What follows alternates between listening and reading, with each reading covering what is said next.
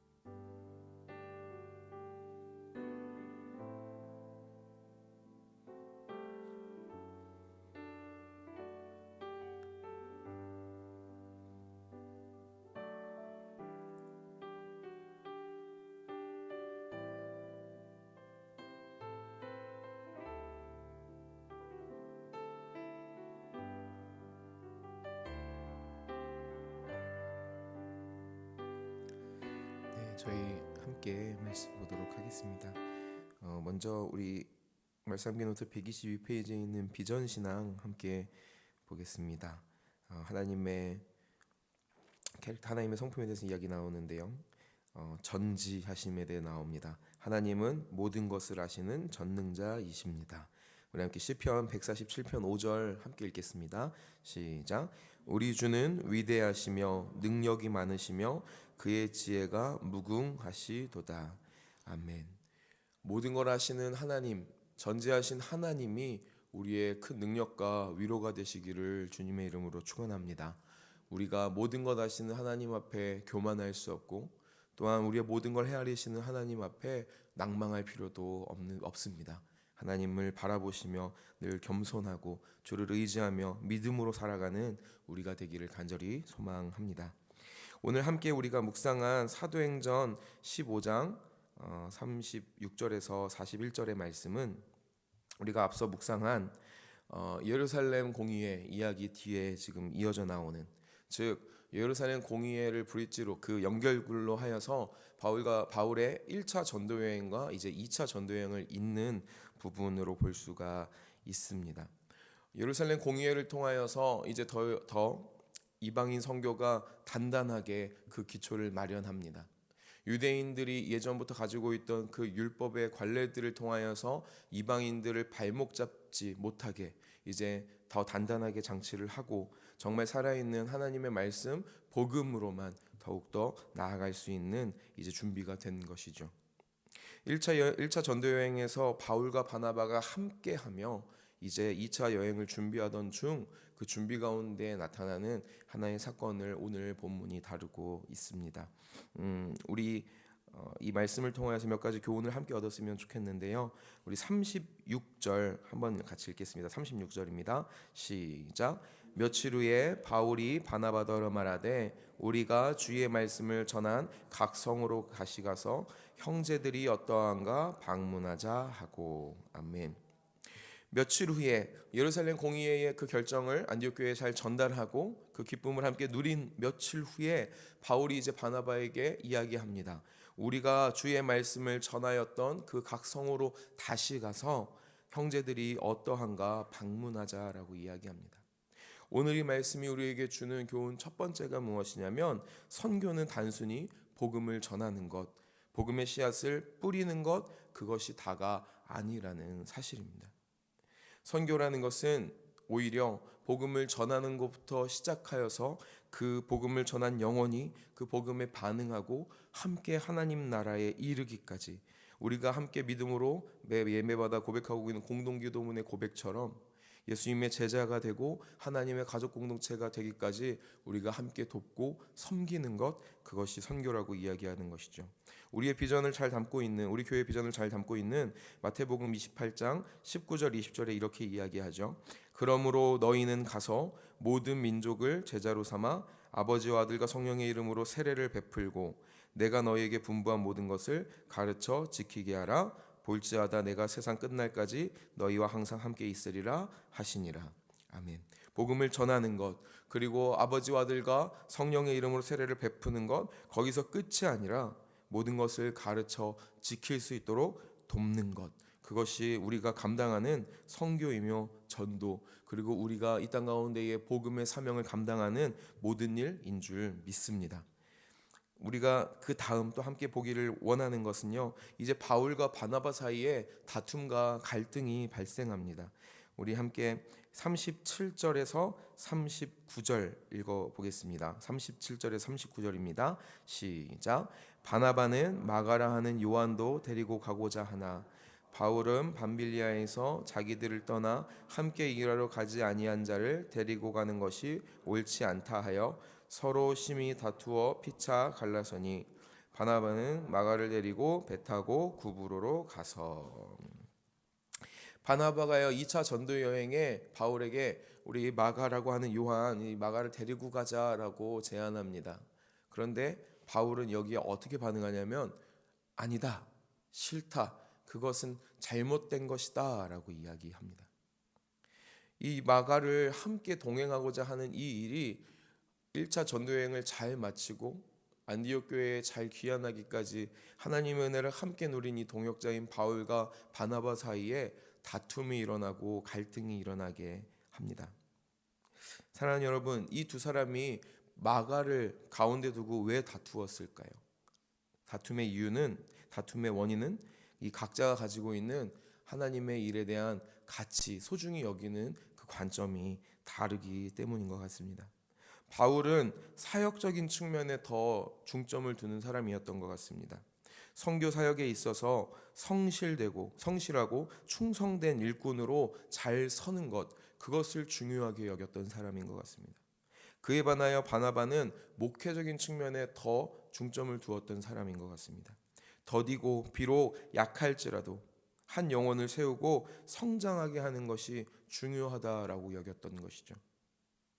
바울의 이 가치관과 바나바의 가치관 중 어느 것이 옳고 어느 것이 그른가 우리는 쉽게 판단하기 어려울 것 같습니다.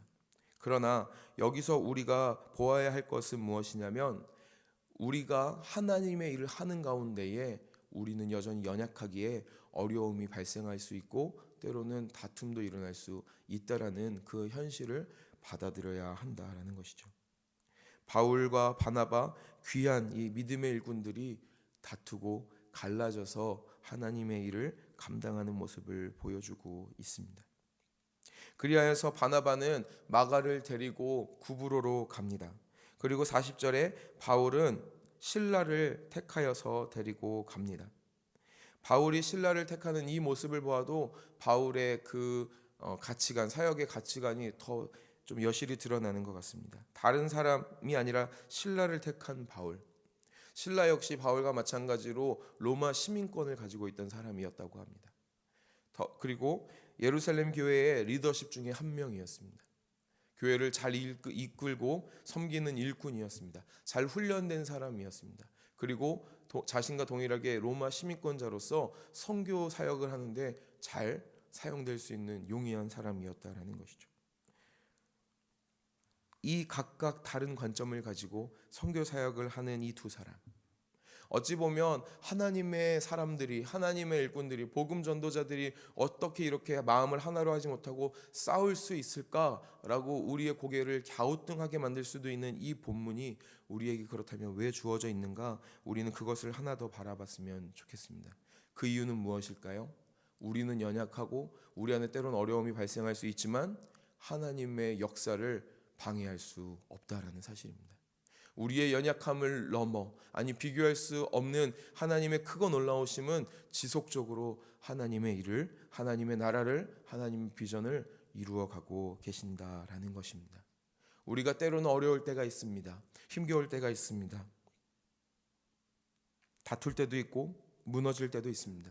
그러나 우리가 거기서 멈추지 말아야 할 것은 우리의 어떠함이 아니라 하나님의 크고 놀라우심이 우리를 여전히 하나님의 은혜 가운데로, 하나님의 역사 가운데로 이끌어 간다라는 사실입니다.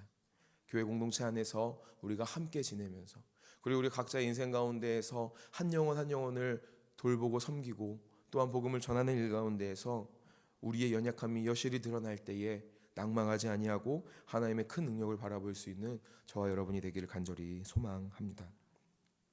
40절에 바울은 실라를 택하여서 이제 형제들에게 주의 은혜에 부탁함을 받고 떠나서 수리아와 길리기아로 다니며 교회들을 견고하게 한다라고 이야기합니다.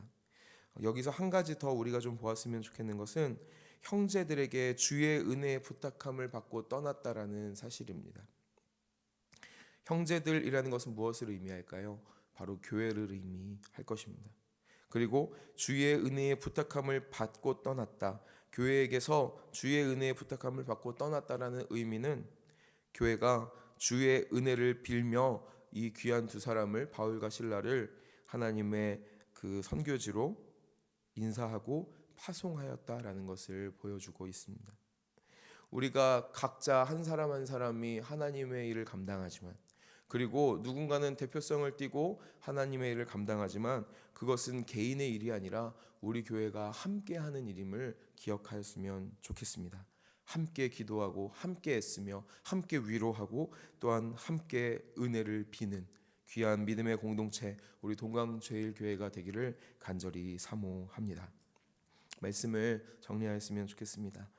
크게 세 가지를 나누었습니다. 첫 번째는 무엇이냐면 선교, 전도, 복음을 나누는 것은 복음 전파, 복음의 씨앗을 뿌리는 것을 넘어 한 영혼 한 영혼이 하나님 나라에 함께 이르기까지 돌보고 섬기는 것이다라는 것이었습니다. 사랑하는 여러분, 여러분의 삶을 통하여서 귀한 복음의 전도를 행하고 계십니까? 여기까지 함께 나아갈 수 있는 저와 여러분이 되었으면 좋겠습니다. 두 번째, 하나님의 사역이라고 할지라도 우리는 연약한 인간이기에 다툼과 갈등이 발생할 수 있다라는 사실입니다. 심지어 바울과 바나바처럼 자기의 욕심이나 나쁜 의도가 아닐지라도 각자가 가지고 있는 선한 가치를 추구함에 있어서라도 다툼과 갈등이 발생할 수 있기에 우리는 이것을 염두에 두고 있어야 할 것입니다. 그러나 더욱 중요한 세 번째는 무엇입니까? 그럼에도 불구하고 선교는 하나님의 역사이기 때문에 멈춰질 수 없다라는 것입니다. 아까 말씀드린 것처럼 누가가 이 껄끄러울 수 있는 본문, 이 껄끄러울 수 있는 이 사건을 거르지 아니하고 계속 함께 기록하고 있는 이유이기도 한 것이죠. 크고 놀라우신 하나님의 역사, 그것을 바라볼 수 있는 우리가 되었으면 좋겠습니다. 믿음의 눈을 떨구지 아니하시고 하나님을 바라보시며 하나님의 귀한 역사에, 하나님의 나라, 하나님의 비전을 이루는 그 모든 일 가운데에 함께 참여하고 동역하는 우리 모두가 되기를 우리 사랑하는 주 예수 그리스도의 이름으로 간절히 축원합니다. 아멘. 우리 함께 기도하며 나아가기를 소망합니다.